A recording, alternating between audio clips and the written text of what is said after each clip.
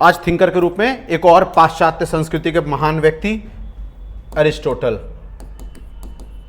अरस्तु के नाम से जाने जाने वाले, इनके गुरु का नाम प्लेटो रहा है और इनके शिष्य का नाम सिकंदर रहा है। तो दोनों लिख लीजिए, टीचर प्लेटो और इनके स्टूडेंट रहे हैं सिकंदर यानी अलेक्जेंडर।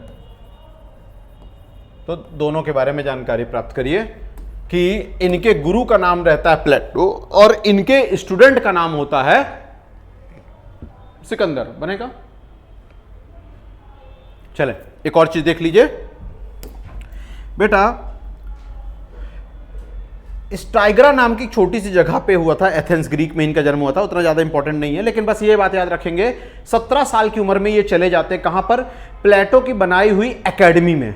ये बात याद रखेंगे, 17 ईयर्स की एज में ये चले जाते हैं कहां? एकेडमी। आपको याद होगा एकेडमी वो संस्था है, इंस्टीट्यूट है जिसे प्लेटो ने बनवाया था। इंस्टीट्यूट है, प्लेटो द्वारा इसका निर्माण करवाया गया था। यहां चले जाते हैं 20 साल कड़े अध्ययन करने के बाद जो है, प्लेटो के मरने के बाद, यानी 20 साल के बाद, यहां से अपने आप को 20 ईयर्स के बाद, 20 ईयर्स के बाद यानी कि जब प्लेटो की मृत्यु हो जाती है, तब ये खुद का संस्थान बनाते हैं जिसका नाम रखते हैं लीशियम। ये बात याद रखेंगे, अपना खुद का इंस्टीट्यूट बनाते हैं लीशियम नाम का। ठीक है, इंस्टीट्यूट का निर्माण करते हैं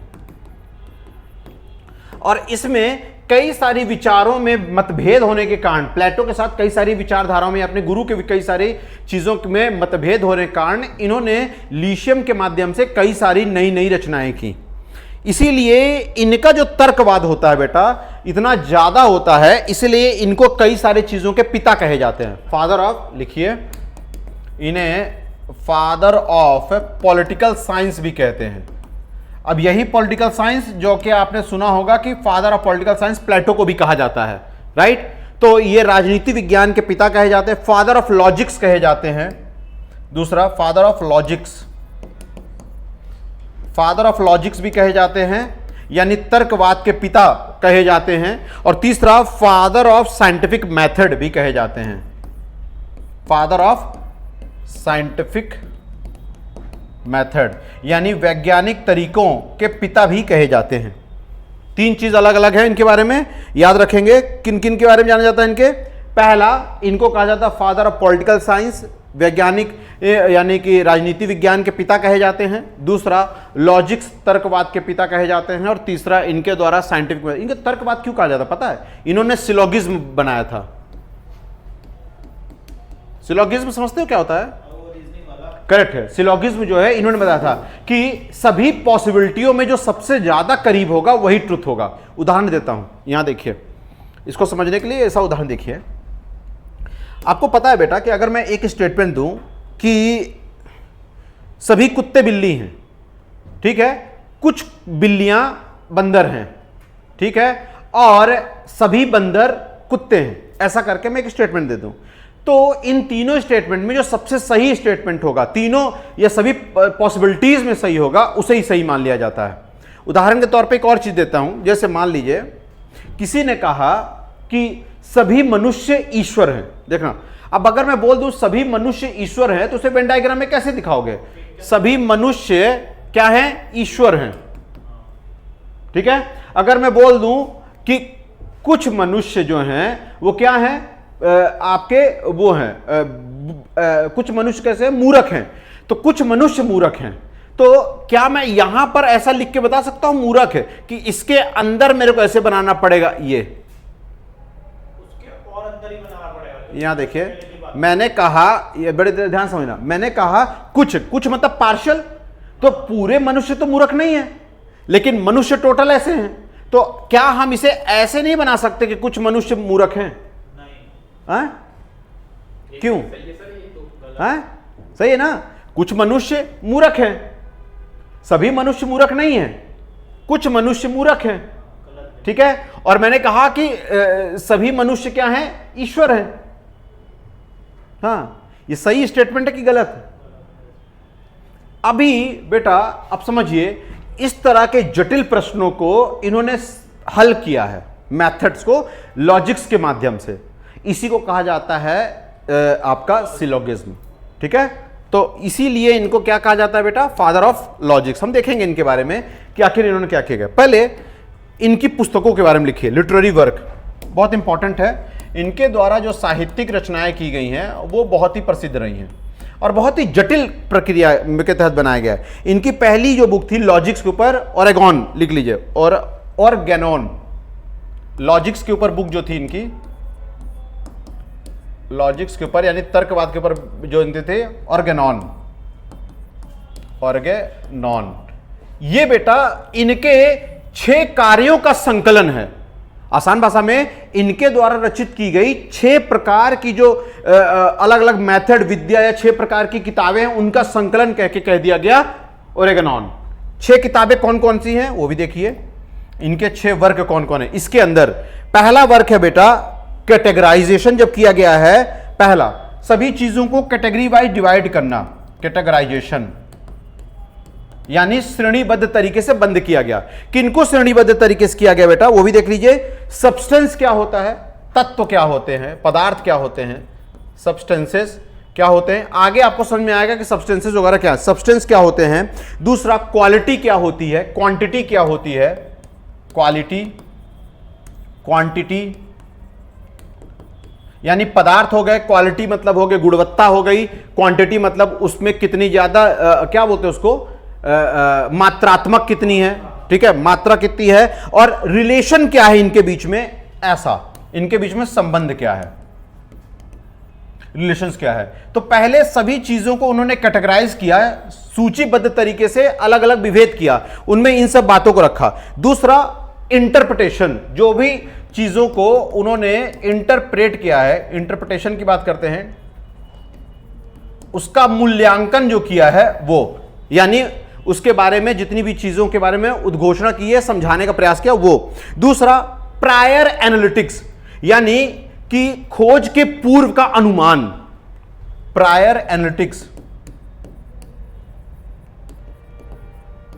खोज के पूर्व का अनुमान। ठीक है, और दूसरा है पोस्ट एनालिटिक्स यानी किसी भी चीज के ज्ञान के बाद उसका विश्लेषण करना, यानी पूर्व विश्लेषण और बाद का विश्लेषण, तो पोस्ट एनालिसिस।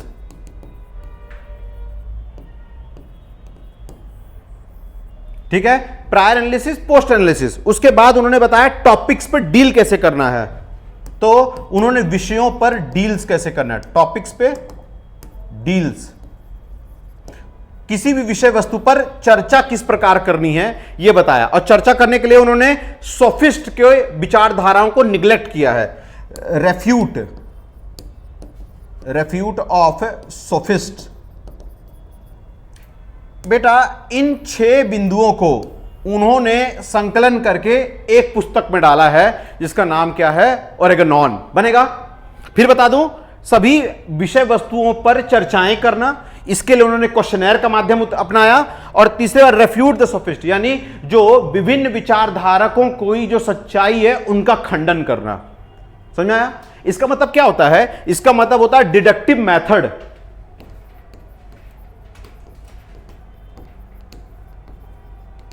इसका मतलब क्या होता है, क्वेश्चनर बनेगा।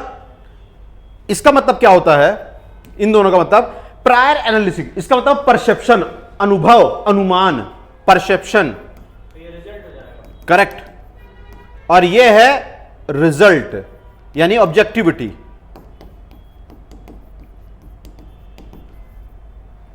सारी चीजों के बारे में बता दिया कौन क्या मतलब है। ठीक है, फिर बता दूं एक एक करके।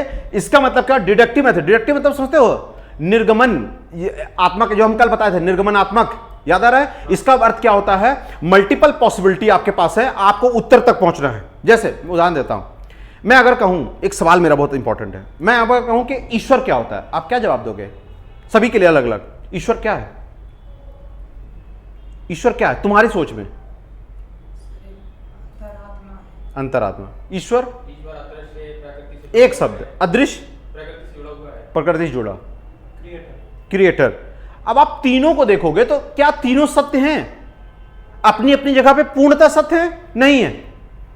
ईश्वर कोई और होगा, उससे पूछेगा उसकी तो सब लोग अलग अलग जनरलाइज व्यू दे रहे हो, सामान्य दे रहे हो। इन सबको काटते छांटते अंत में लाने के बाद जो रिजल्ट आएगा उसको डिडक्टिव मेथड कहते हैं, निर्गमनात्मक बनेगा। ये है मेथड। तो ये है, क्योंकि सोफिस्ट को रिजेक्ट क्यों करे? क्योंकि सोफिस्ट में क्या होता है, इंडिविजुअल व्यक्ति अपने अपने लिए सही है। याद आया? भूल तो नहीं गए हो? हाँ, करेक्ट है, यूनिवर्सली एक्सेप्टेड चीज लाना है, इसीलिए हमको इसको रिजेक्ट करना है। रेफ्यूट का मतलब होता है उनकी बातों को खारिज कर देना। ठीक, आई होप सब में समझ आ गया होगा। इनको क्या था, दूसरी बातें लिखिए। इसमें एक लाइन लिखी बेटा, कोटेशन उनका, इसके लिए उन्होंने कोटेशन क्या दिया है, logics is the instrument of all science. Logic is the instrument of all science. सभी प्रकार के विज्ञानों के लिए एक ही माध्यम होता है, तर्क। सभी प्रकार के विज्ञानों के लिए एक ही माध्यम होता है, तर्क। लिखिए, logic is the instrument of, logic is the instrument of all science. ये बहुत अच्छा कोटेशन है, इसका आंसर राइटिंग में आप कर सकते हो बेटा। ये जो है आप कोशिश करना किसी आंसर राइटिंग में इसको इस्तेमाल करने के। इंस्ट्रूमेंट कोटेशन यानी कि इनकी ध्यय वाक्य, लाइन, विचार कह सकते हो, थॉट्स। तो इनका ये कहना था इसके लिए, ओरेगनॉन के लिए, ओरेगनॉन की लाइन है इसमें लिखा गया है। ये सब बताने के बाद उन्होंने ये लाइन लिखी है, उसमें उसी किताब की लाइन है जिसमें कहा गया logic is the instrument of all science. सभी प्रकार के विज्ञानों के लिए आधार का कार्य करती है या माध्यम का कार्य करती है तर्कवाद। ये बनेगा, लाइन याद रखना। तो पहली कृत्य तो इनकी ये हुई। दूसरी कृत्य देखिए, एथिकल वर्क, इनके द्वारा जो नैतिक कार्य किए गए हैं वो कौन सा है? पहला लॉजिक्स के ऊपर बुक लिखी है, दूसरा एथिक्स के ऊपर, एथिकल वर्क। बेटा इन्होंने नैतिकतावाद के ऊपर 3 किताबें लिखी हैं और तीनों किताब को हम अलग से डिटेल में चर्चा करेंगे। पहले तीनों किताबों के नाम लिख लीजिए। पहला है नेकमोनियन एथिक्स, मोनियन एथिक्स। इन्होंने अपने पिता के नाम पे रखा है, ये इनके पिता का नाम नेकुमेनस था, ठीक है? तो इसके नाम पर क्या, हाँ हो सकता है, हाँ ठीक है। क्या बोल रहे हैं? नेकमोनियन, ये बेटा नेकमेनियन है, यानी बनेगा नेकमोनियन एथिक्स। ये इनके पिता के नाम पे रखा गया, हम आगे बात करेंगे, ठीक है। दूसरा है यूडेमेनियन, यूडेमियन एथिक्स, एथिक्स। तीसरा है बेटा मैग्मा मोरालिया, मैग्ना मोरालिया। 3 किताबें हैं, बनेगा मैग्ना मोरालिया। बेटा एक चीज समझ लीजिए, बेसिक बता देते हैं इनके अंदर अंतर क्या है। बेटा बेसिक बता देते हैं इनके बीच में अंतर क्या है, समझ लीजिए। फिर से बोलो बेटा, ये तीनों पुस्तक के नाम है, ये ऐसे ही है एज इट इज। पहला नाम क्या बोल रहा है? नेकमोनियन एथिक्स। बेटा अपने पिता के नाम पर यह बताया गया और इसमें खुशवाद की नीति को दर्शाया गया है कि वास्तविकता में हेडोनिज्म होता क्या है, सुखवाद क्या होता है, रियल हैप्पीनेस क्या होती है। तो इसके अंदर सार बता रहा हूं, डिटेल में भी चर्चा करेंगे। इसके अंदर बताया गया रियल हैप्पीनेस क्या है, वास्तविक खुशी क्या होती है। इतना ही नहीं, इसको इन्होंने कहा है कि आपका बेटा जब बहुत ज्यादा खुश होते हैं तो इसको क्या बोलते हैं? यूडेमोनिया कहते हैं। यूडेमोनिया मतलब जो सुखवाद, जो राम राज्य की बात करते हैं, समझ में आ रहा है? तो इसमें यह बताया गया है। दूसरा, अच्छा ये सबसे ज्यादा इनकी सर्वमान्य पुस्तक रही है, सबसे ज्यादा सर्वमान्य पुस्तक रही है। दूसरा एकेडमेनियन की बात करते हैं, यूडेमेनियन के एथिक्स की बात करते हैं बेटा। इसमें इन्होंने सेम इसी सुखवाद को बताया है, परंतु सामान्य जनरल व्यू में बताया है, यानी happiness in journal, in general यानी सामान्यतः बताया है, परंतु इस पे स्पेसिफिक है, विशिष्ट है। और यह कहा जाता है कि अरस्तु द्वारा लिखी गई सबसे प्राचीनतम भाषाओं में से, सबसे प्राचीनतम बहसों में से है, इसीलिए बिल्कुल नॉमिनल लिखी गई है, पारिभाषिक रूप में लिखी गई है, अवधारणा के रूप में लिखी गई। तो यह नॉमिनल डिस्कशन है जो इन्होंने अपने करियर में शुरुआत में लिखा था, करियर स्टार्ट के दौरान लिखा था, यानी अपने समय के जब इनका करियर चल रहा था। इनका करियर मतलब स्टार्टिंग में जो चलता है, तो करियर को क्या बोलते हैं हिंदी में?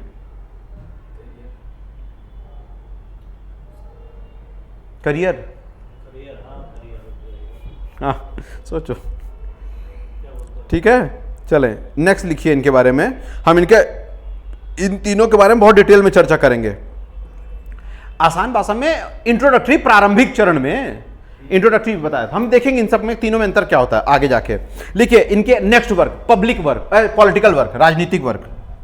अभी हम पुस्तकों के नाम लिख रहे हैं सिर्फ, इनके द्वारा बताए गए राजनीतिक पॉलिटिकल वर्क्स।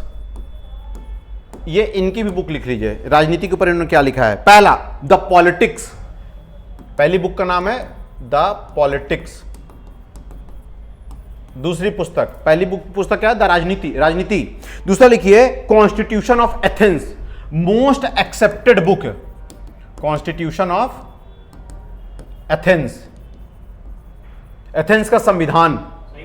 हाँ करेक्ट है, कॉन्स्टिट्यूशन ऑफ एथेंस।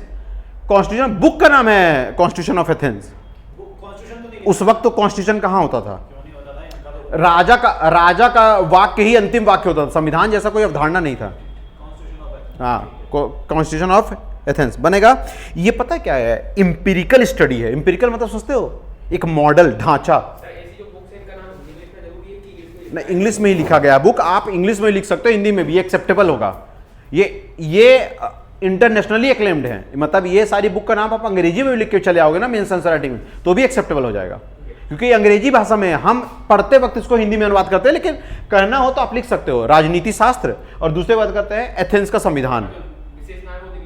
इंग्लिश में ही है, इंग्लिश में भी नहीं, वास्तविकता में ग्रीक भाषा में लिखा गया है, तो वो है। तो ग्रीक भाषा वास्तविकता में ब्रिटिशर्स इंग्लिश नहीं होती, अलग इंग्लिश होती है, इसीलिए इसमें जैसे डॉक्सा जैसे शब्द इस्तेमाल किए जाते हैं। ठीक, चलो चले पॉलिटिक्स के बाद नेक्स्ट लिखिए मेटाफिजिकल और scientific work. Metaphysical and scientific.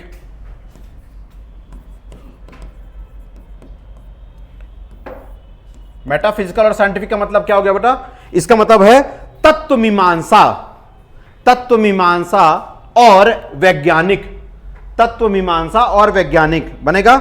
इसमें बुक का नाम क्या है, बुक का नाम ही है पहला मेटाफिजिक्स, तत्व मीमांसा। फिजिक्स बहुत इंपॉर्टेंट बुक है ये बाय डिफॉल्ट, तत्व मीमांसा। ये पहले ऐसे व्यक्ति थे जिन्होंने अवधारणा दी थी। इसमें क्या लिखा पता है, state of being as a being, बहुत इंपॉर्टेंट लाइन है, लिख लीजिए state of being, state of being as a being. इसका मतलब पता है क्या है अर्थ में, इसका अर्थ यह है जो जैसा है वो वैसा ही है, यथार्थवादी सिद्धांत, जो जैसा है वो वैसा ही है। ठीक है, बहुत इंपॉर्टेंट लाइन है और अच्छी भी लाइन है। ठीक है, दूसरा लिखिए फिजिक्स, भौतिक, दूसरी बुक का नाम फिजिक्स, फिजिक्स बन जाएगा। इसमें क्या बताया, study of nature and motion, लिख लीजिए study of nature and motion. बेटा प्रकृति और गति का नियम, ठीक है, प्रकृति और गति का नियम। नेक्स्ट लिखिए, उसके बाद से on soul, on the soul यानी डी एनिमा बुक का नाम है। तीसरा ऑन सोल, ठीक है, ऑन सोल, और इसका पूरा नाम है डी एनिमा, डी एनिमा। ये है एक्चुअल शब्द। अब यहां देखना बेटा, ये है एक्चुअल में ग्रीक शब्द डी एनिमा बनेगा। इसमें किसके बारे में बताया गया बेटा, साइकोलॉजी, साइकोलॉजी यानी मनोविज्ञान। मानना पड़ेगा एक व्यक्ति की गजब, साइकोलॉजी आपके सिलेबस में भी है, पता है ना, मनोविज्ञान, साइकोलॉजिकल डिसऑर्डर, मनोवैज्ञानिक जो विभेद होता है, द्वंद्व होता है, जिसमें आपका साइकोलॉजिकल डिसऑर्डर, करेक्ट। ये साइकोलॉजी एंड सोल, आत्मा, इसके बारे में बात की है, साइकोलॉजी और आत्मा के बारे में जानकारी दी है, तो ये याद रखेंगे बनेगा। नेक्स्ट लीजिए बेटा, लिटरेरी वर्क में एक और साहित्यिक, सामान्य, सामान्य साहित्यिक वर्क, अदर्स या मिसलेनियस। पहला है पोएटिक वर्क, कई सारे इन्होंने उसके ऊपर बताया। पोएट मतलब, पोएटिक वर्क मतलब कविताओं के रूप में, राइट, कविताओं के रूप में काम किया। लिखिए the theory of tragedy and art, theory of, इसके अंदर theory of tragedy and arts, यानी हादसा और कला। ठीक है, हादसा और कला, हादसे में ही कला होता है, कला बनाई नहीं जाती, हो ही जाती है। दूसरा, rhetoric art of persuasion, rhetoric art of persuasion, ये मेरे को पर्सनली बुक बहुत अच्छी लगी थी, आर्ट ऑफ परसुएशन। इसके बारे में मैंने थोड़ा सा पढ़ा, यानी दूसरों को भ्रमित करने का मार्ग और अपने बातों में रिझाना। परसुएसिव स्किल मतलब होता है अपनी कलाओं का प्रयोग करके सामने वाले को अपनी ओर खींचना, परसुएशन बन जाएगा। ठीक है,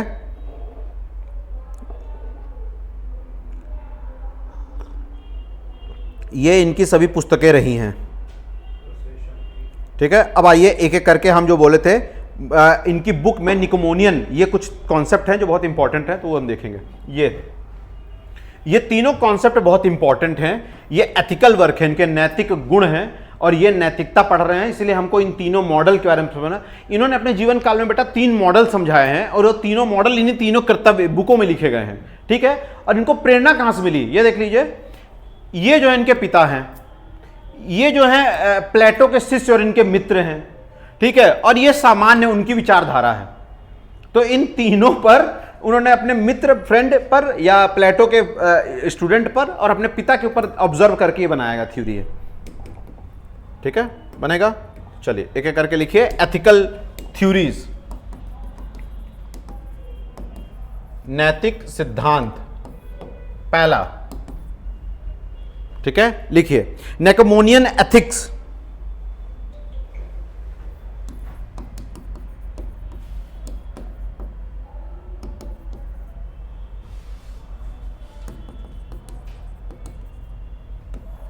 निकोमोनियन एथिक्स लिखिए। Most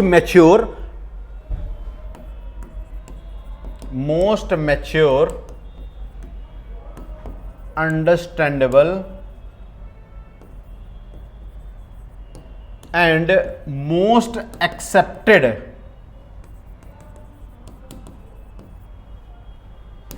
theory.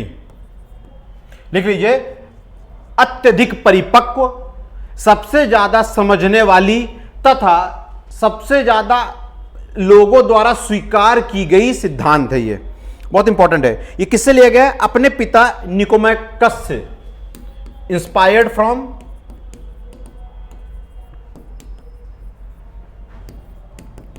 निकोमैकस first his father. अपने पिता से इन्होंने सीखा। पता ये कौन थे? ये राजशाही जगह पर क्या किया करते थे? दवाइयां, औषधियों, इन सब का काम किया करते थे। बनेगा? ये बुक है किस चीज की? यह मानवीय गुणों का सर्वोच्चतम प्रश्न पूछती है, यानी ह्यूमन एग्जिस्टेंस क्यों होना चाहिए, यानी मानवीय अस्तित्व, और उसके साथ साथ मानव के अच्छे गुण के बारे में प्रश्न पूछती है। द बुक टॉक्स अबाउट, ये लिखिए, the theory talks about, theory talks about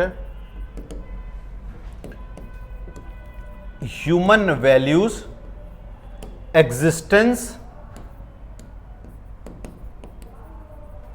and what is good about human। बहुत अच्छा प्रश्न है। यह मानवीय गुणों या सद्गुणों, यह मानवीय सद्गुणों या गुणों तथा उनके अस्तित्व और इंसानों के अंदर के सर्वोत्तम को जानने का प्रयास करती है। मानव के अंदर के सर्वोत्तम को जानने का प्रयास करती है। बनेगा? मानव के अंदर के सर्वोत्तम को जानने का प्रयास करती है। फिर से बोलूं, क्या बोल रहे हैं? यह सिद्धांत मानवीय गुणों, हाँ, मूल्य गुण वही है। दूसरा, उनके अस्तित्व, एग्जिस्टेंस, और मानवों के अंदर के सर्वोत्तम का एहसास कराती है, बताती है। बेटा, मानव के अंदर का सर्वोत्तम गुण क्या होता है?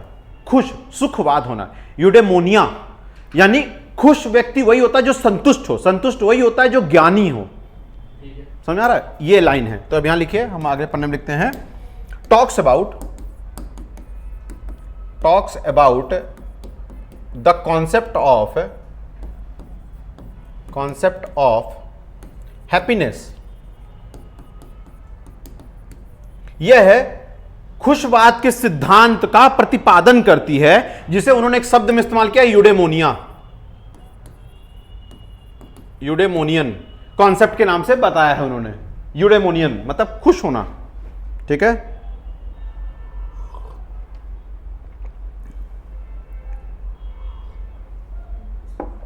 बनेगा। अरस्तु के अनुसार खुशी व्यक्ति कौन है? देख लीजिए, अकॉर्डिंग टू हिम, दूसरा बिंदु, according to him a person is happy who does not have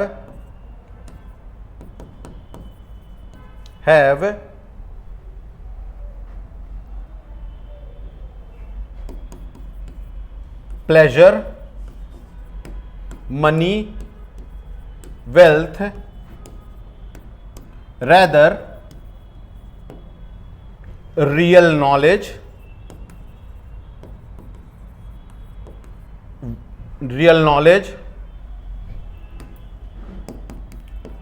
truth and sacrifice to society।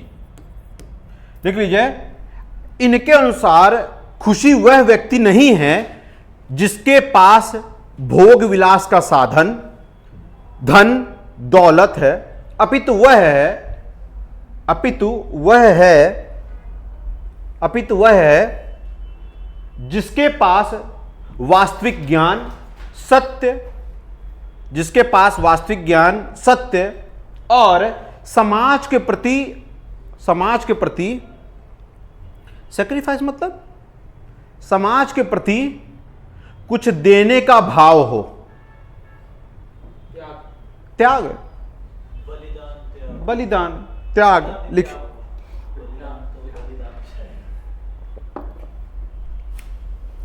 इनके अनुसार एक बहुत इंपॉर्टेंट बात है, इनके अनुसार कंप्लीट लाइफ वो है जो ऑर्गेनिक है और एक्टिव है।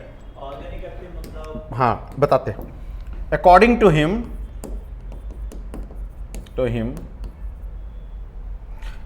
a best human life which have organic and active life। इनके अनुसार मानव जीवन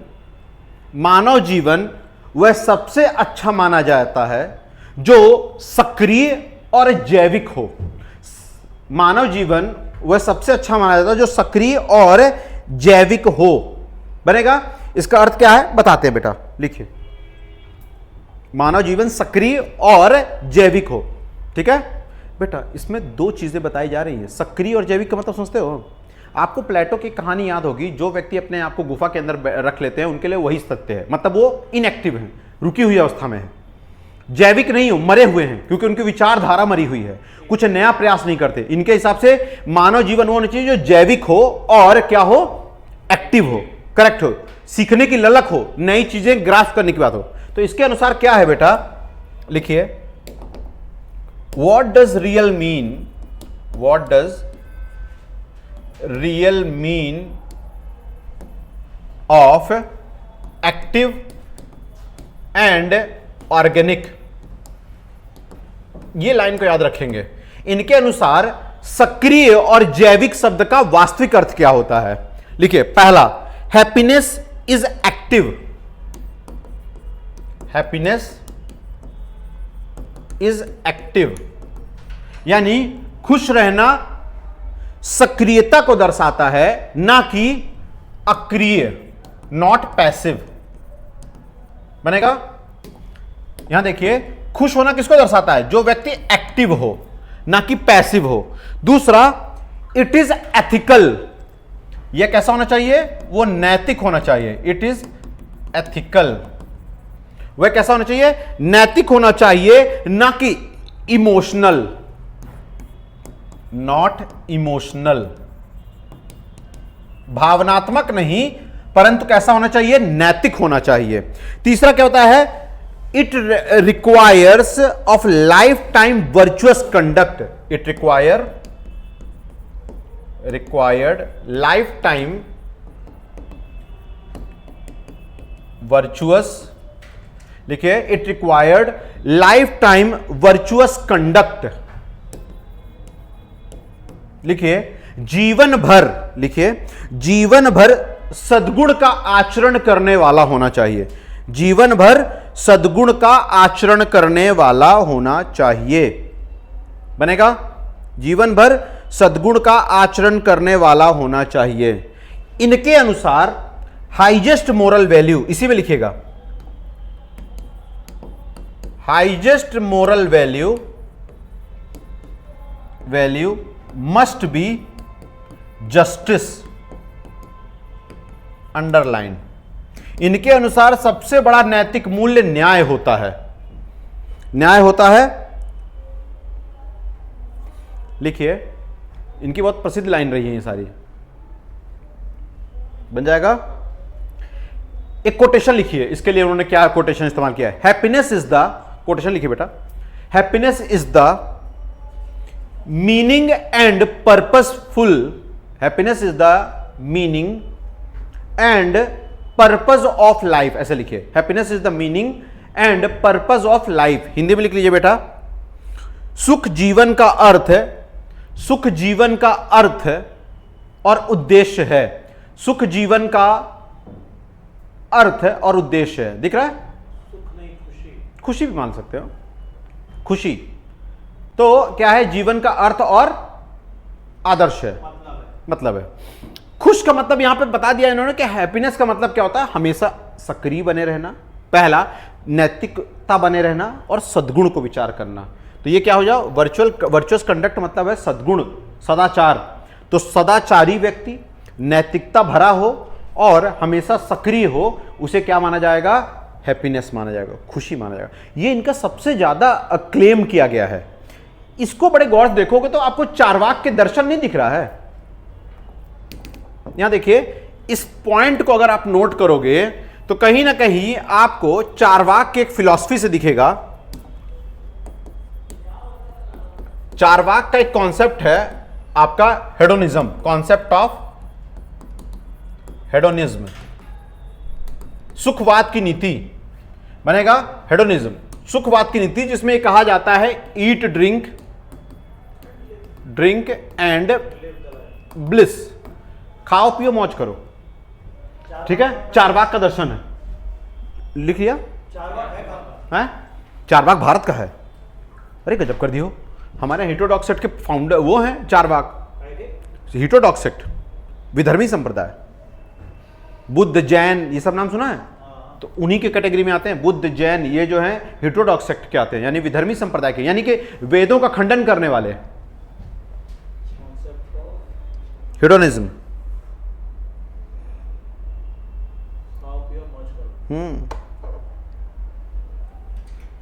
दिख रहा है?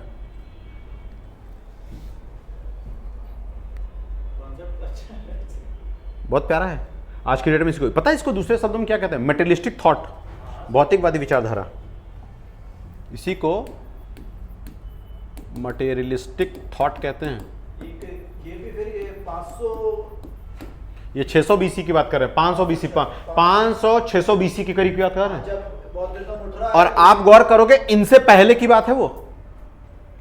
ये 300 बीसी की बात कर रहे हैं, वो 500 बीसी की बात कर रहे हैं। मतलब चारवाक ने पहले दिया था सुखवाद की नीति, बाद में इन्होंने दिया है कि खुश रहने का क्या होता है। दोनों का खुशवाद अलग है, दोनों का अलग है। ये नैतिकता भरा है, इसमें नैतिकता का कोई वैल्यू नहीं है। इसमें आलस दिख रहा है, उसमें खाली ये खाओ पियो मौज मौज करो, लेकिन आलस का रूप नहीं है। मतलब इसमें आलस के रूप में नहीं, इसका यह मानना है कि कर्ज लेकर भी अगर मौज करना पड़े तो कर्ज लेना है, वो नैतिक नहीं है। चोरी करके भी मौज करना है तो करेक्ट है। उनका रॉ है, एकदम कच्चा है। इनमें एथिकल पे बांध दिया गया है, नैतिक उस पे रख दिया गया है। नहीं, ये थोड़ा पढ़े लिखे व्यक्ति से बोल रहे हैं। नहीं, पढ़े लिखे तो वो भी बहुत रहे हैं, लेकिन उन्होंने बहुत रॉक मतलब हाँ, वही मैं बोलना चाह रहा हूं कि ये शुरुआती समय की अवधारणा रही है। ये क्यों इतना हुए पता है? लोगों को मरते हुए आडंबर के पीछे हाय अल्लाह, हाय ईश्वर, हाय भगवान, मरने के बाद मोक्ष मिलना है, ये करना है, वो करना है, अपना सब कुछ धन दौलत लुटा कर मोक्ष पाने के आस में मर जाते हैं। इसीलिए उन्होंने ऐसा सुखवाद का नीति दिया कि भैया जब तक जीवित हो खाओ पियो मौज करो, मरने के बाद क्या पता कि तुम कहां जा रहे हो क्या नहीं जा रहे हो। अच्छा, मोह माया त्याग। मोह माया का मतलब ऐसा है कि आप आडंबर को त्यागो, मोह माया आडंबर त्याग दो, मोह माया तो लो ना, eat, हाँ। drink and bliss, खाओ पियो मौज करो। क्योंकि इनका यह कहना था कि मरने के बाद जीवन का किसी को नहीं पता कि क्या होगा, मोक्ष मिलेगा नहीं। लेकिन वहीं पे अगर हम इनकी बात करें, ये बहुत अच्छी लाइन है by default, active and organic, ये लाइन बहुत अच्छी है इनकी, इस्तेमाल किया जाता है कि वास्तविकता में हैप्पीनेस का अर्थ क्या होता है? जीवित हो। कई बार मेरे से कई लोग पूछते नहीं है कि सर कैसे, मैं हमेशा बोलता हूँ जिंदा हूं। कैसे हो कि हमेशा जिंदा हूं बोलता हूं, मैं ये कभी नहीं कहता कि मैं खुशी हूं।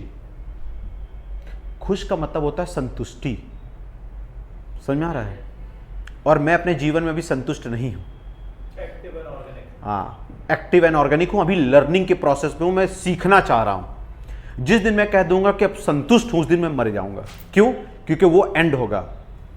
बेटा एक बात याद रखना लाइफ में, कि कोई कह दे कि मेरे जीवन का ये गोल है, वो व्यक्ति जीवित नहीं है। क्योंकि जिसका कोई गोल होता है फिक्स, उसके गोल प्राप्ति के बाद वो मर जाएगा। कभी भी गोल फिक्स नहीं होता है। वो आपके जीवन में कहते नहीं है कि सक्सेस इज अ जर्नी है। जो सक्सेस मिलता है, मतलब सक्सेस को क्या बोलते हो? सफलता। सफलता एक जर्नी जैसा, जर्नी मतलब यात्रा जैसा है। एक पड़ाव के बाद दूसरा गोल बनता है। यानी when you hit the first target, your next target will be started from that day. जिस दिन आप एक लक्ष्य को प्राप्त करते हो, दूसरा लक्ष्य उसी दिन बन जाता है, और जिसका वहीं रुक गया मर गया। इसीलिए success is the journey, not the end. Correct, destination नहीं है ये। ठीक है ना, समझ में आ रहा है? तो ये लाइन बहुत प्यारी इनकी कि एक्टिव और ऑर्गेनिक, इसका अर्थ यही होता है। ऑर्गेनिक मतलब क्या? जीवित होना, सक्रिय होना। जीवित शब्द का क्या अर्थ है यहां?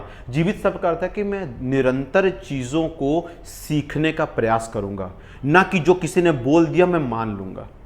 मैं सीखूंगा, सक्रिय रहूंगा। सक्रियता किस शब्द में रहने की बात? सक्रिय इस शब्द में कि सही और गलत के बीच का अंतर स्पष्ट मुझे हो रहा है या नहीं, किसी की कही हुई बातों को नहीं मान रहा, यानी प्रेजुडाइज नहीं हूं, स्टीरियोटाइप नहीं हूं। प्रेजुडाइज मतलब पूर्वाग्रह नहीं है, स्टीरियोटाइप मतलब मेरे अंदर रूढ़िवादिता नहीं है कि किसी ने कह दिया और मैं मान लिया। बहुत अच्छी लाइन है ये, लोग समझ नहीं पाए, इसलिए तो इसमें क्या लाइन लिखा नीचे देखे ना, highest moral values must be justice. क्या लिखा है? उच्चतम मानवीय गुण या मूल्य न्याय होता है। न्याय मतलब क्या? जब आप दोनों पक्षों को सुनकर अपना फैसला देते हो तभी न्याय होता है। ये याद आ रही है आपकी सुप्रीम कोर्ट की लाइन? सुप्रीम कोर्ट का ध्येय वाक्य क्या है मुझे बताना। क्या? यतो धर्म आगे, इसका अर्थ क्या होता है?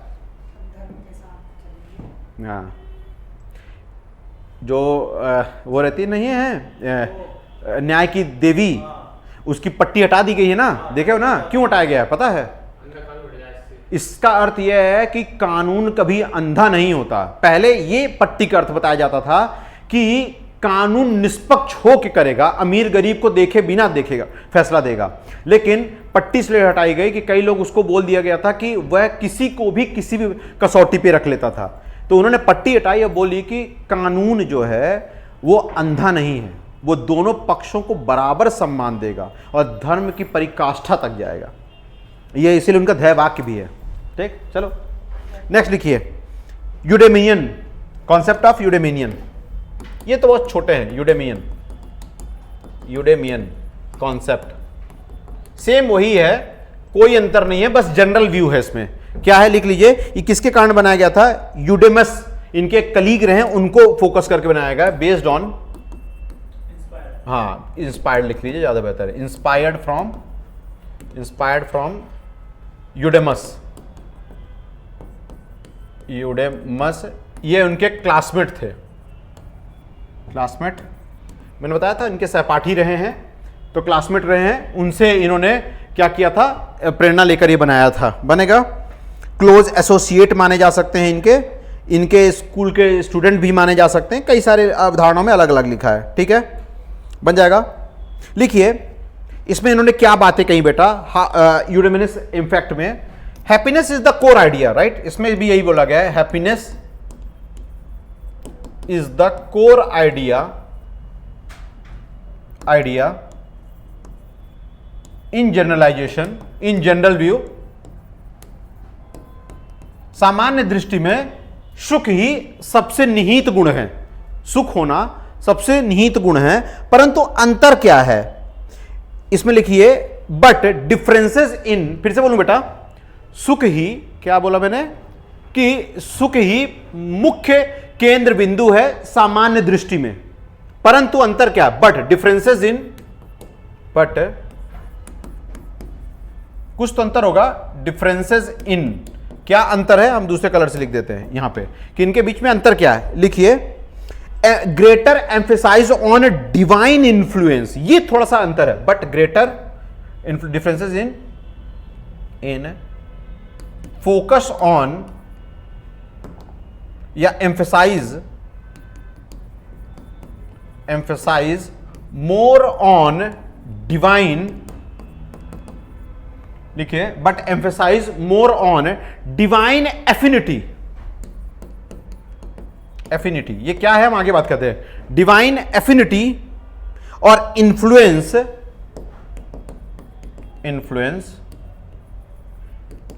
इन ह्यूमन फ्यूचर्स, ये थोड़ा सा अलग एक विचारधारा आ गई थी इसमें, ठीक है बेटा, आप लिख लीजिए, ये मतलब क्या होता है? हम बता देते हैं, इनका मतलब है खुश रहना केंद्र बिंदु है सामान्य दृष्टि में, लेकिन इनका कहना है कि जो सुख है उसमें दैवीय दृष्टि अनिवार्य होती है, दैवीय दृष्टि मतलब ईश्वर की कृपा अनिवार्य होती है, ठीक है। किसी भी मनुष्य के जीवन में उसके भविष्य के लिए जो सुखवाद है वो ईश्वर की दया से होती है, कृपा से होती है। ये लाइन थोड़ा कॉन्सेप्ट से हटकर है, राइट। फिर बोलूं कि मानव के जीवन में यानी मानव के भविष्य में सुख या खुशी ईश्वरीय दया से होती है, बनेगा, ये थोड़ा सा अलग है, बन जाएगा। लेकिन अंत में ये बोलते हैं अरस्तु suggested while virtue is essential, सद्गुण महत्वपूर्ण है, परंतु अरस्तु इसमें बोलते हैं सुधारते हुए, एरिस्टोटल रीअफर्म्ड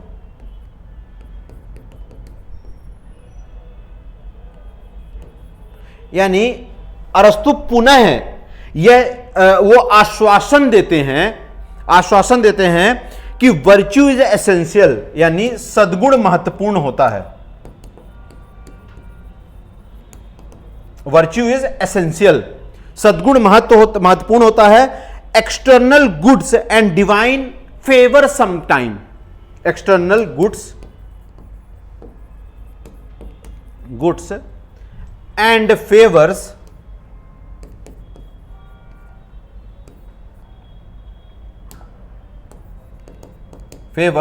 डिवाइन समटाइम। समझ में आ रहा है? इनका कहना है, अरस्तु इस बात पर पुनर्जोर देते हैं कि सद्गुण महत्वपूर्ण होता है, परंतु बाहरी सुख और कई बार कोई दया दृष्टि पवित्र हो सकती है, पवित्र यानी डिवाइन, ईश्वरीय हो सकती है। यानी इसमें आसान भाषा में इस शब्द को बोला जाए तो एक कॉन्सेप्ट और बताता हूं, वो भी देख लो। इस लाइन का अर्थ क्या बता रहे हैं वो पहले देख लिया था ना, अब इस लाइन का देखिए अर्थ क्या है। इस शब्द का अर्थ है फेटलिज्म, कॉन्सेप्ट ऑफ फेटलिज्म। इसका अर्थ होता है फेट का मतलब होता है भाग्य, ठीक है। कॉन्सेप्ट ऑफ फेटलिज्म,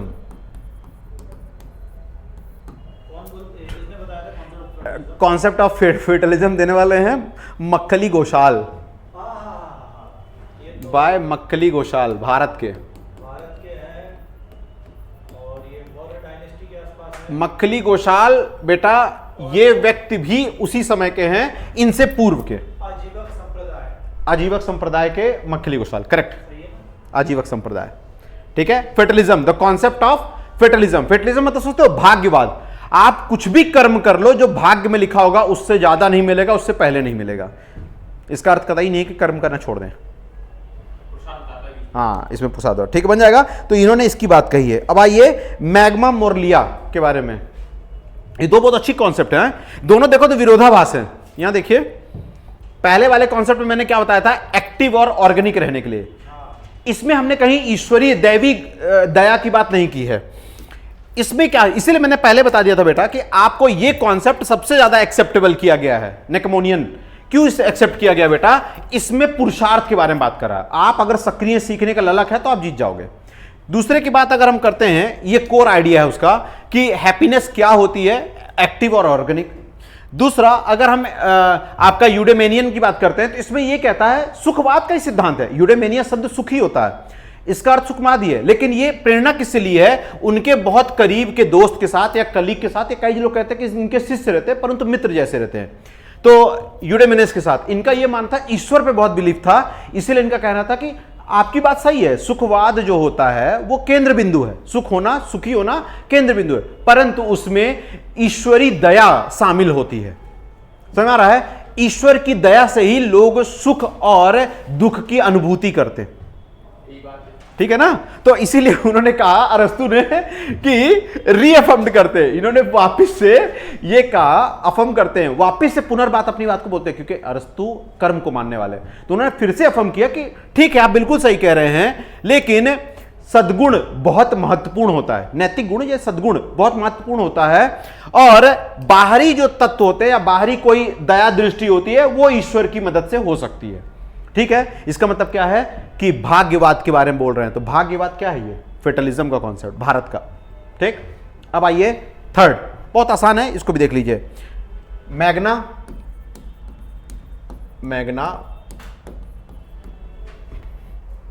क्या है, मैग्ना है मोरालिया लिया कॉन्सेप्ट। इसके लिए तो बोला जाता है कि अरस्तु के द्वारा जो प्रतिपादित किया गया था बहुत ही वेग था, बहुत जनरल स्टेटमेंट था। बनेगा least authoritative ethical work, least authoritative ethical work. ठीक है, लिख लीजिए। इसका अर्थ क्या है बेटा, लिख लीजिए। इसमें बोला गया है सबसे कम प्रमाणित माना जाता है, परंतु बेटा इसका अर्थ पता है क्या है, ये शब्द का मतलब क्या होता है, मैग्ना मोरालिया का मतलब क्या होता है, द हाइएस्ट एथिकल वैल्यूज। इसका अर्थ होता है ग्रेटेस्ट एथिकल वैल्यूज।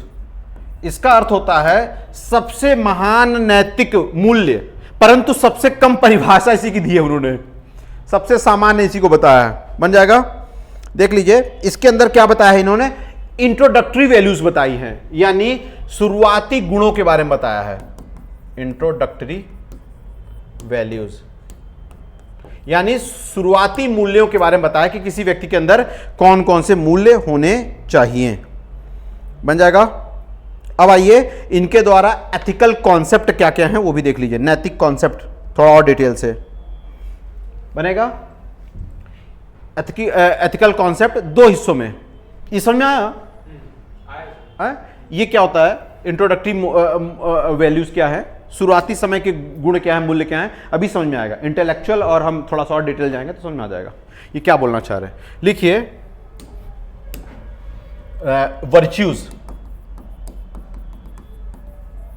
गुण क्या होने चाहिए, सद्गुण इनके अनुसार। लिखिए एथिकल कॉन्सेप्ट में इन्होंने दो प्रकार के सद्गुण बताए हैं।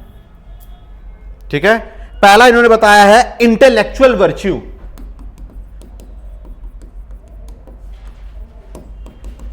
इंटेलेक्चुअल वर्च्यू, ठीक है, और दूसरा बताया है मोरल वर्च्यू। ठीक है, यानी बौद्धिक सद्गुण, बौद्धिक सद्गुण बेटा, बौद्धिक सद्गुण, और दूसरा वाले में बताया है इन्होंने मोरल यानी नैतिक सद्गुण। लिखिए बौद्धिक सद्गुण का मतलब क्या होता है, इसमें कुछ कुछ बातों को रखा इन्होंने। अगेंस्ट सोफिस्ट, सोफिस्ट, पहला सोफिस्ट के विरोध में, सोफिस्ट के विरोध में। दूसरा लिख लीजिए बेटा साइंटिफिक नॉलेज, वैज्ञानिक ज्ञान, साइंटिफिक नॉलेज के बारे में बात किया है। तीसरा इन्होंने बताया है बेटा इंटेलेक्ट यानी नाउन्स के बारे में, बौद्धिक, इंटेलेक्ट्स यानी नाउन्स के बारे में बताया है, इंटेलेक्ट्स के बारे में बताया है, नाउन्स के बारे में बताया है। चौथा इन्होंने बताया क्या, इंटेलेक्ट मतलब बेटा होता है यहां पर एपिस्टेमोलॉजी का ज्ञान, तत्व ज्ञान, ज्ञान मीमांसा के बारे में बात की है। और अंत में डिटेल एपिस्टेमोलॉजी। ये चार चीजों के बारे में बताया कि इंटेलेक्चुअल ज्ञान के लिए एपिस्टेमोलॉजी ज्ञान मीमांसा बहुत इंपॉर्टेंट कॉन्सेप्ट। हम आज बता देते हैं आपको ज्ञान मीमांसा है क्या। तत्व मीमांसा और ये ज्ञान मीमांसा, मेटाफिजिक्स है वो, ठीक है। लिखिए मोरल का मतलब, देखिए मोरल वैल्यूज में क्या क्या रखा है। जेनरोसिटी, उदारवादी, जनरस होना चाहिए, जेनरोसिटी जो कोई नहीं है, उदारवादी, ट्रुथफुल, जस्टिस, ट्रुथफुल, जस्टिस, आज की डेट में कोई नहीं है, सत्य बोलने वाला, न्यायप्रिय होने वाला, ठीक है, टेम्परामेंट्स होने वाला, टेम्परामेंट्स मतलब संयम, संयम होना चाहिए आपके अंदर जो नहीं है लोगों के अंदर, ठीक है। करेज, साहस, राइट मैनर, करेज, राइट मैनर, सही आचरण, ये दोनों वैल्यूज बताई गई हैं। ये जो है इंटेलेक्चुअल वर्च्यू, ये है इंट्रोडक्टिव वैल्यूज, और ये है मोरल वैल्यूज जो मोरल वर्च्यू। बेटा एक चीज समझ लीजिए, वैल्यू और वर्च्यू में एक बहुत कॉमन डिफरेंस है, बहुत ही बारीक लाइन। वैल्यूज गुण जन्मजात होती हैं, आपके परिवार समाज से डेवलप होती हैं, परंतु जिनको आप प्रैक्टिस करते हो उससे वर्च्यू बनता है, बनेगा। आपके अभ्यास से जो निखर के आती है उसको वर्च्यू कहते हैं। अब अंतर स्पष्ट हो जाएगा। चले नेक्स्ट, ऐसा कह सकते हो समाज के द्वारा जो प्रतिपादित चीजें होती हैं, अवधारणाएं होती हैं, वो होती हैं वैल्यूज। जैसे सत्य बोलना चाहिए, ठीक है, लेकिन आप प्रैक्टिस जब सत्य का करते हो, ट्रुथ का, तो ऑनेस्ट बनते हो, ईमानदार बनते हो। उसी तरीके से बोलते हैं झूठ ना बोले।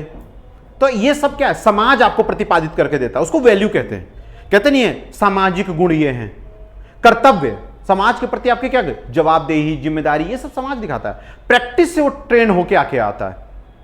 सत्य बोलना कहा गया है, उसके लिए कोई वो नहीं है कि बाउंडेशन, लेकिन हमेशा कहते नहीं घर वाले के, हमेशा बेटा जितना हो सके सत्य बोलो, तो ये हो जाता है value.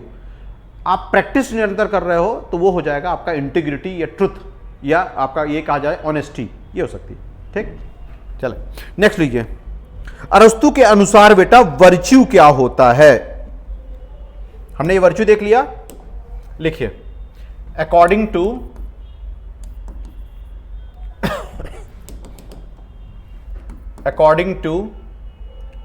Aristotle,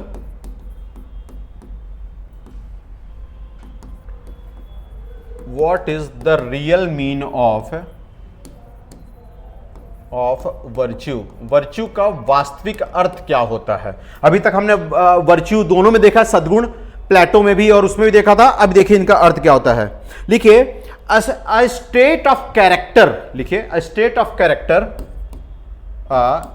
state of character, लिखिए लाइन कोटेशन में, a state of character concern with choice, concern with choice, ये बहुत अच्छी लाइन है। A state of character concern with choice, lying is mean, lying is mean, ये उनकी quotation है, इसी लेके एक लाइन एग्जैक्ट लिखेंगे।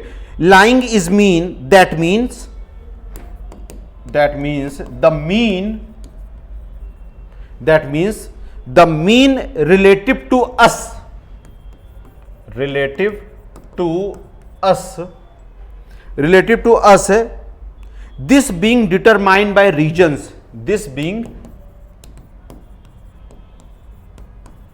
Determined by reasons. हिंदी में लिखिए, बहुत अच्छी लाइन है, आप लोग भी हिंदी में लिख लीजिए बेटा, इसको समझ में आ रहा है? बहुत अच्छा लाइन बोला है इन्होंने। लिखिए, सद्गुण वह चरित्र, लिखिए हिंदी में लिख लीजिए बेटा, सद्गुण वह चरित्र अवस्था है, सद्गुण वह लिखिए, सद्गुण वह चरित्र अवस्था है जो चयन से संबंधित होती है, जो चयन से संबंधित होती है, जो दो अतियों के बीच के माध्य, जो दो अतियों के बीच माध्य में स्थित होती है, जो दो अतियों के माध्य स्थित होती है, जिसे विवेक निर्धारित करता है, जिसे विवेक निर्धारित करता है, जिसे विवेक निर्धारित करता है,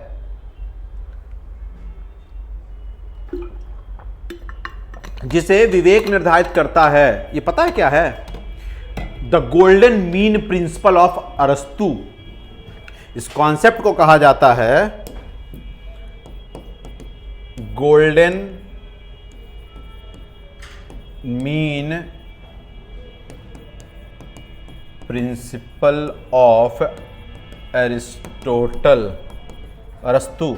ये बहुत इंपॉर्टेंट है, स्वर्णिम सिद्धांत।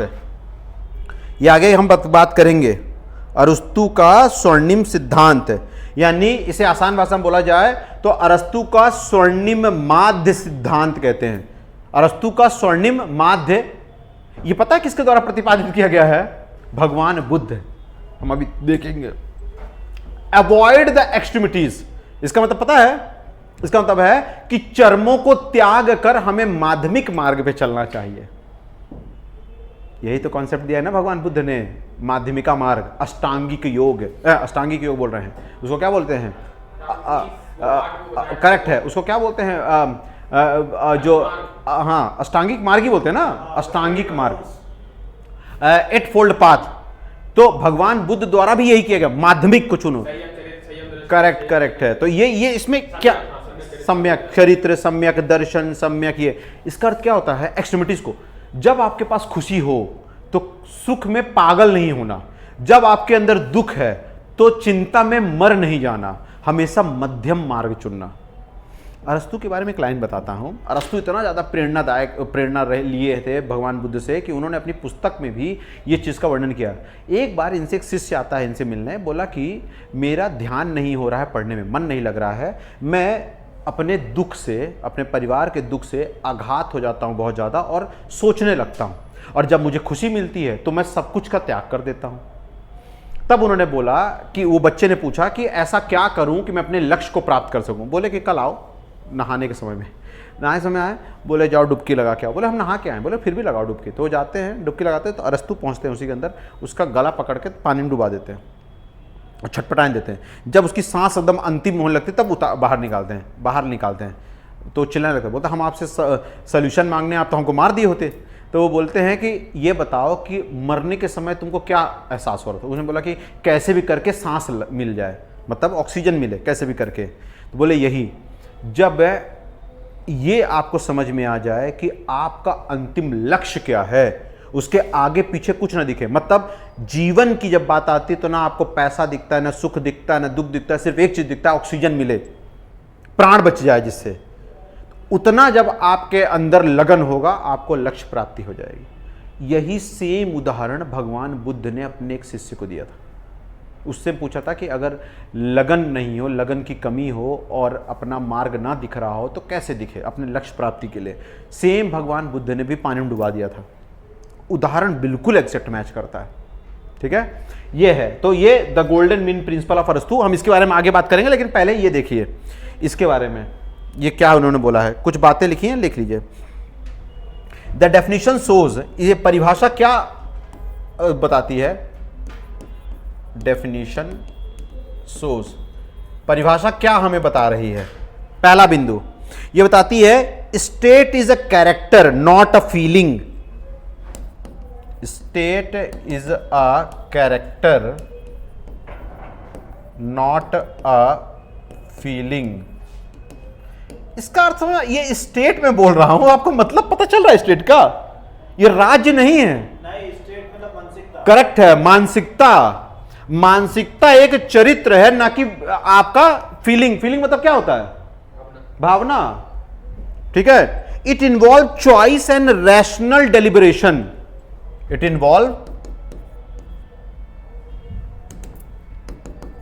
Involves choice. It involves choice and rational deliberation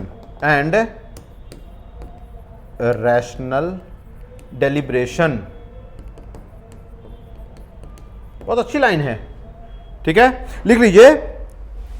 इसमें विवेकपूर्ण चयन करने का आवश्यकता पड़ती है। इसमें विवेकपूर्ण चयन करने की आवश्यकता पड़ती है। दिख रहा है? स्टेट मतलब आपका मानसिकता एक चरित्र होता है। मानसिक कह दिया, चरित्र होता है, ना कि आपका क्या हो, फीलिंग। फीलिंग का मतलब क्या हो रहा है? ना कि आपकी भावना हो। बेटा इसीलिए इनकी पहली लाइन यही थी जब मैंने आपको पढ़ाया था कि इमोशनल होना नहीं होता है। आपने याद होगा ये लाइन मैंने लिखवाते वक्त यहां पे लिखवाया था कि इमोशनल नहीं होना है। ये लिख रहा है it is ethical not emotional. ये नैतिक है, भावनात्मक नहीं। सेम यही है, भावनाओं में आके फैसला नहीं होता है। समझ में आ रहा है? भावनाओं में आकर आप कभी भी नैतिक डिसीजन नहीं ले सकते। जैसे उदाहरण देते हैं, आप करुणा भाव में बह गए और आपने ऐसे व्यक्ति की मदद की जिसकी नहीं करनी चाहिए थी, तो भावनाओं में डिसीजन नहीं होता है। भावनाओं में केवल एक ही चीज होता है, भावनाओं में बह जाना। ठीक है, लिखो next. It lies in the means avoiding the extremes. It lies in means. बहुत अच्छा बताया बेटा इन्होंने। Means not extremities, not extremes. लिख लीजिए। यह है माध्यम में, यह देखिए, यह है माध्यम पर आधारित होता है, ना कि चरमों पर। यह माध्यम में आधारित होता है, ना कि चरमों पर। चरम मतलब भावनाओं में बह मत जाना। लिखो द मीन्स इज रिलेटिव। माध्यम वास्तविक होते हैं या जुड़े हुए होते हैं। Means is relative. Means is relative, not mathematically fixed. Not mathematically fixed. लिख लीजिए बेटा। माध्यम सापेक्षिक होते हैं।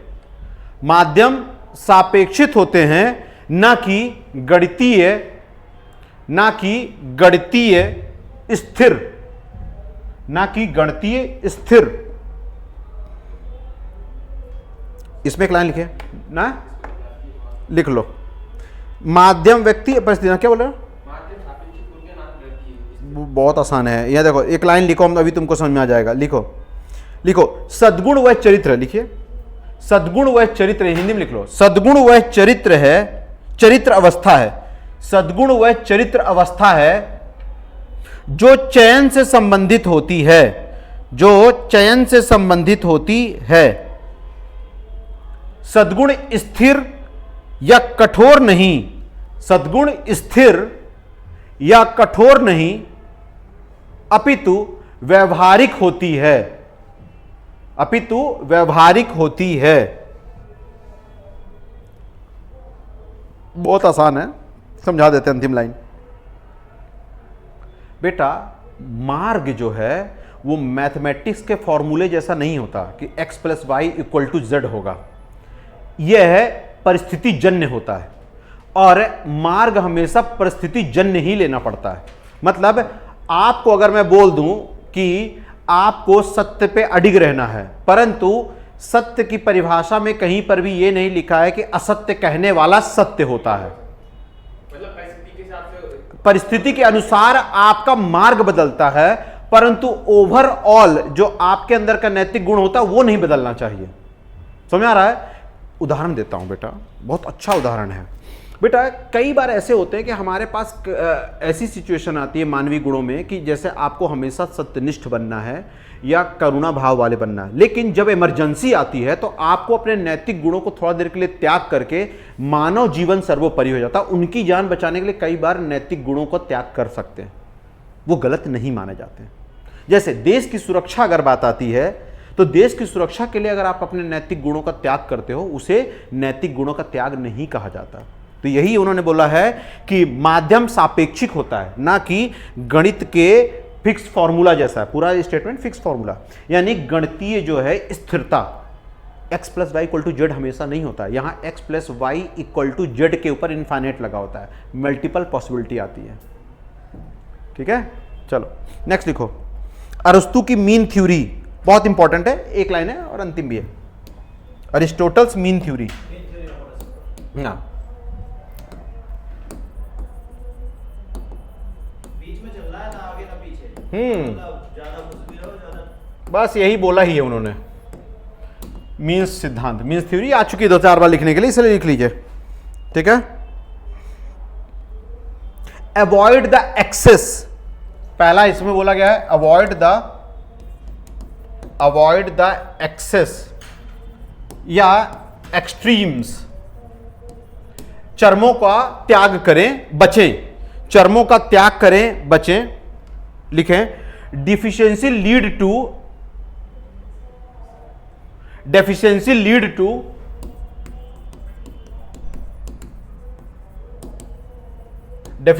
लीड्स टू, लिख लीजिए, लीड्स टू इनएडुकेसी।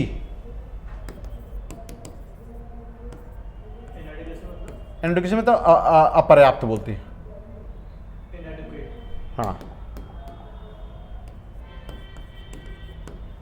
अपूर्ण, अपर्याप्त। लिखिए बेटा, इसका लिख लीजिए अंदर, न्यूनतम अक्षमता को उत्पन्न करती है, न्यूनतम अक्षमता को उत्पन्न करती है। मैंने कहा ये दोनों लाइन याद रखेंगे। अवॉइड द एक्सेस और एक्सट्रीमिटीज या एक्सट्रीम्स, यानी कि हमेशा चरमों का त्याग करें। चरम मतलब अत्यधिक न भावुक हो, न अत्यधिक गुस्सा करें। ठीक है, अच्छा, और अत्यधिक सत्य के अडिग भी ना रहें। इसका अर्थ ये भी है सत्य का पालन करते करते ये ना हो जाए कि मनुष्य मर रहे हैं। ठीक, दूसरा डेफिशिएंसी लीड टू इनएडुकेसी। आसान भाषा में आपके अंदर कोई कमियां हैं तो वह आपके अंदर अक्षमता ला देगी, आपके अंदर कमजोरी ला देगी। इसीलिए अपने अंदर गुणों का विकास करते रहें। यह है इनकी किसकी, अरस्तु की मीन्स कॉन्सेप्ट बन जाएगा। और यहीं से अरस्तु समाप्त होते हैं। ठीक, चलें, कल से इंडियन चलेंगे इंडियन थिंकर थिंकर्स। कौन है? Indian thinker Kalidas, Vivekananda.